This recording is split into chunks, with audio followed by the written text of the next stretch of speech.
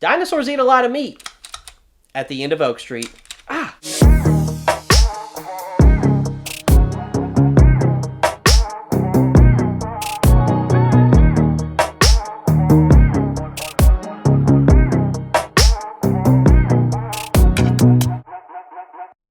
What's up, guys? My name's Hayden Murphy, and welcome to my YouTube channel. Today, I'm going to be giving a non-spoiler review for the end of Oak Street, with one caveat.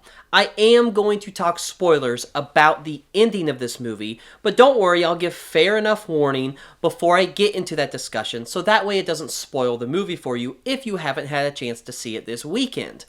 Now, I went to go see this movie Friday night, and I had only seen one trailer before seeing this movie, because to be honest, this movie snuck up on me. I did not realize it was literally coming out this week, to where when I started seeing the reviews pop up like Wednesday or Thursday, I was like, oh my gosh, I totally forgot about it. I did not make time in my schedule to go see it Thursday night or opening night, so I was like, man, I'm just going to have to, catch it Friday when I get off work, which is what I did. So, I went to go see this movie. What did I think? This movie's pretty good. Pretty good. I actually really enjoyed myself with this movie. Now, going off of just what I could remember from the first trailer, I was under the impression that this movie was going to be more in line with like Lost or, like a mysterious sci-fi setting where, okay, the entire neighborhood has moved into like a whole nother area. They don't know where it's at, and there's dinosaurs around. Okay, so I understood that premise to a certain degree. But I still thought, considering the fact that it was J.J. Abrams involved as a producer and all that, that this movie was not going to be just literally a dinosaur romp survival story, that it was going to be trying to figure out the mystery, kind of like Stranger Things to a certain degree, of where they are, what happened, how did this happen. Now, there is elements of that in this movie, of course, but by and large, this movie is just a dinosaur film, and it works tremendously. Now, I've seen several people saying, oh, that's the best Jurassic Park movie since the first one. I don't know if I would go that far, to be honest. I will say I do believe it is greater than a good majority of some of the Jurassic Park movies, particularly the last one I just saw. But it's a pretty darn good one. I mean, it is really, really great for what they deliver. In relation to the Jurassic Park franchise, it was really awesome to see a really good dinosaur movie that was not Jurassic Park. Like, I know that a lot of the Jurassic Park movies as of late have gotten middling responses from the audience. I like the majority of the Jurassic Park movies, okay, don't get me wrong, but my least favorite Jurassic Park movies are actually the ones where the dinosaurs get dropped in, like, our world versus us getting dropped in their world, to where, like, I want to see humans trying to survive in their environment, their element being the dinosaurs, okay, like the jungle and stuff. I don't necessarily love it when the dinosaurs come into, like, a neighborhood or, a city or anything like that.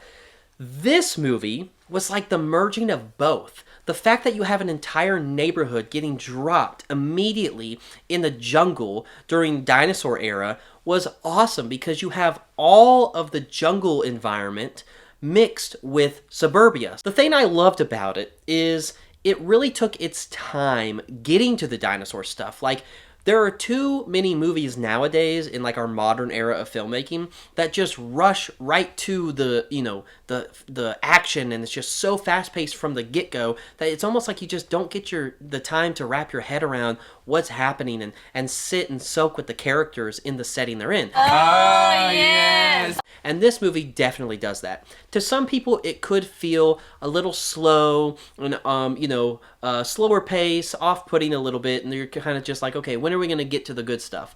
But I would say this is reminiscent of movies of the past, not just in the way it looks, not because it is set in the past, but it genuinely, in the structure of how they told the story, was a good, breath of fresh air, because you got to just take your time and build up to the stuff. You still get it. You still get to that. But they take a little bit of time setting up the characters and their environment and where they are at in their lives, to where when little stuff happens that doesn't even involve the dinosaurs, like let's say a destruction of property or stuff like this that is meaningful to the characters, then it hits more, or is more impactful when it hits, because you feel for those characters because it took the time to lay the groundwork of where those characters are at in their lives. So that when the dinosaurs start killing and eating and chomping, you genuinely have a fear for these characters because you care for them. You want them to be okay. And to double down on how this movie even felt like an older film,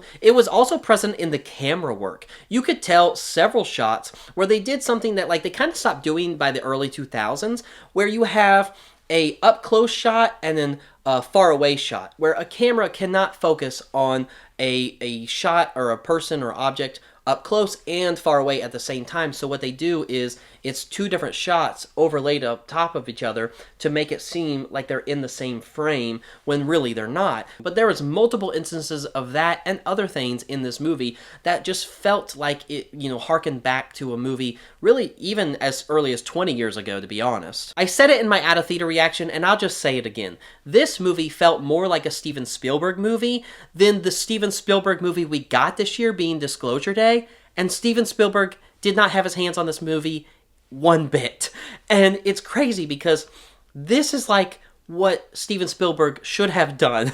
He should have had his name attached to this. As great as this movie was, I was actually kind of shocked it got a PG-13 rating. I mean, I'm not saying that this movie was too ultra hardcore, but for the amount of death and blood and dinosaur attacks and other dinosaur activities that were not necessarily family appropriate, I was surprised that this film, got the PG-13 rating. I mean, it really is pushing the limits of a PG-13 movie, going right up to the edges of it. Regarding the dinosaur activity that's not necessarily family friendly, I don't know how to tell you without going into spoilers, so I figured I'd just show you with these two dinosaur toys a reenactment of the scene. So you take this dinosaur, and they just...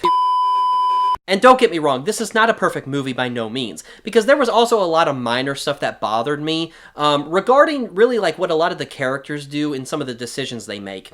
It was very reminiscent of horror films when characters make brash judgments without informing other people of what their decisions are going to be, and it just puts them in, really bad predicaments that is only there for the sake of that predicament, so we can have a cool dinosaur shot or, crazy moment. But the only way we can get there is if we make our characters do dumb things. And that bothered me, in this film. But it wasn't as egregious as I've seen in other films, so I just kind of went along with the ride, and, but that might bother you if you see this film. And the family this movie primarily focuses on, across the board, gave us stellar acting performances. I mean, of course, we already knew going into this movie that we were going to get great performances from Anne Hathaway and Ewan McGregor. I was thinking that Ewan McGregor's role was a little bit lackluster, primarily because the role didn't give him as much to do as, say, Anne Hathaway. But I mean, come on. It's Anne freaking Hathaway. Anne freaking Hathaway. She is amazing. Like I said, this is the year of Anne Hathaway, or as I like to call it, the Annaissance, okay? She has such a good performance in this movie. Is it the best Anne Hathaway performance I've seen ever? No, it's not even the best Anne Hathaway performance I've seen all year. But it is still what elevates this movie, because if anyone else would have been in this role, it just wouldn't have performed as well. That being said, the two kids who play their children, okay, I've never seen them in anything else. They did a really good job. I am looking forward to see, hopefully they'll be in more recurring roles, because I think they did a great job for what they were given. Yeah, I mean, it's a survival movie. It's not necessarily like Shakespeare or anything, but they are on my radar now. And it's not like it's the greatest child performances I've ever seen, because, I mean, they're basically teenagers. But yeah, I definitely did see that they were able to hold their own against the likes of Anne Hathaway and Ewan McGregor. That's about all I can say non-spoiler-wise about this movie. I just want to give you guys a warning, because if you have not seen this movie, turn back now. There's going to be a massive dinosaur-sized spoiler ahead, because I'm basically going to ruin the ending of this movie for you if you haven't seen it. So, this is your last chance, because here we go. This movie's ending, I'm actually kind of conflicted on, because it utilizes my two least favorite tropes and does them in the worst possible ways, but yet somehow the emotional impact of the scenes were enough to let me just kind of accept it and move on.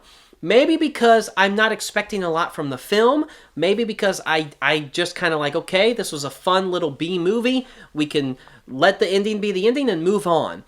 But if they go forward with this film and make more and turn it into a franchise, which I actually kind of hope they do, I would like to see them do different things and not go into this, because they've already opened up Pandora's box where by doing what they did at the ending.